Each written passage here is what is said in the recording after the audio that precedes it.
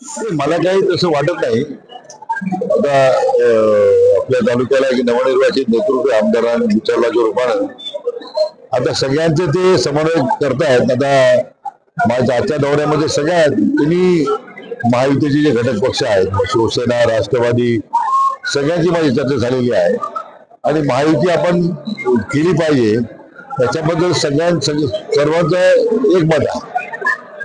महायुतीला माजी आमदार होते पहिले महायुती सोबत, आता त्यांनी मधल्या काळात एक पक्ष प्रवेश करून पुन्हा दुसऱ्या पक्षात आले, आता ते महायुती सोबत आलेले राष्ट्रवादीमध्ये. त्यांनी भूमिका घेतली, प्रत्येकाने एक आपल्या स्वतःची भूमिका घेत असतात. आता माजी आमदार बाळासाहेब मुरकुटेंनी राष्ट्रवादीत प्रवेश केला आहे आणि शेवटी राष्ट्रवादी काँग्रेस ही महायुतीचाच घटक आहे ना. मला वाटतं त्यामुळे महायुतीमध्ये जो निर्णय होईल तो बाळासाहेब त्याचा आदर करतील याला पण मला विश्वास आहे. बाळासाहेब मुरकुटेंनी प्रवेश केला परंतु आज ते या बैठकीसाठी उपस्थित नाही, त्यांना निरोप पण केला नाही असं ते म्हटलं.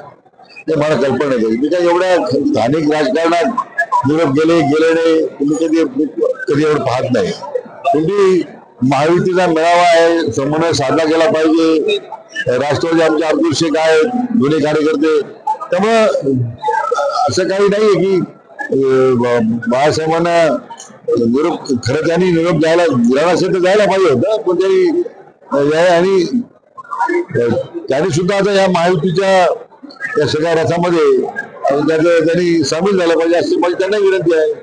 जिल्ह्याच्या माजी मंत्र्यांनी काही दिवसांपूर्वी मशाल हाती घेऊन तालुक्यात निवडणूक लढली होती, पण आता पुन्हा त्यांनी क्रांतिकारी सोबत निवडणूक लढण्याचा निर्णय आजपासून घेतला. स्थानिक स्वराज्याच्या निवडणुका काय सांगणार?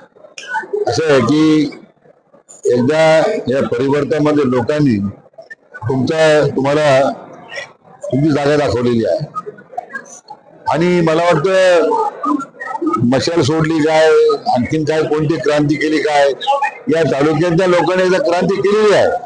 तर तुम्ही काही जरी नाव बदलून क्रांती करण्याचा प्रयत्न केला तर या तालुक्यातल्या लोकांना भुलणारे नाहीये.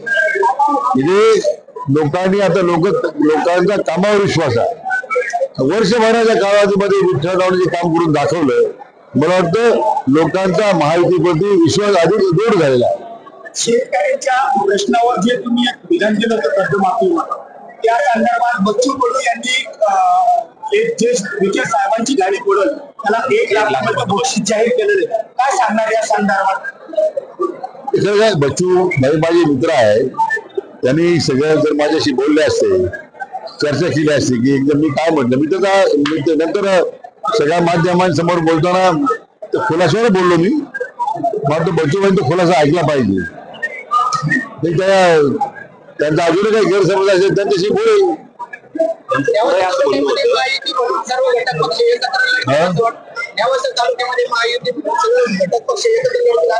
मला वाटतं की काय अडचण आहे म्हणून. आता शेवटी जागेच्या मर्यादा आहेत, त्यातून कोणामध्ये मिळणार नाही, पण लोकांना माहीत झालेलं आहे की तालुक्याची एकजुटीनं परिवर्तन केलेलं आहे. मग उद्याच्याही या सगळ्या स्थानिक स्वराज्य संस्थे निवडणुकीत आपण एकजूटच ठेवली पाहिजे, याच्यामध्ये कार्यकर्त्यांच्या मध्ये पूर्ण भावना आहे. इतकं चांगलं काम करून देखील बच्चूबाई जुने मित्र आहे. मी त्यांच्या जिल्ह्यात 5 वर्ष पालकमंत्री होतो अमरावतीला.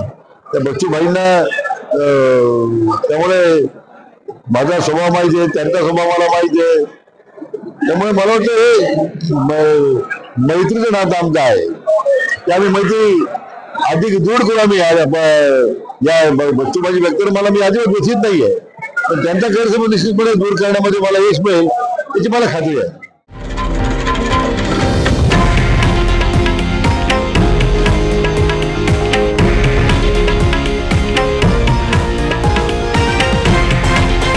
हे आहे देशातील नंबर 1 न्यूज नेटवर्क आणि आपण पाहत आहात TV9 मराठी, एकमेव.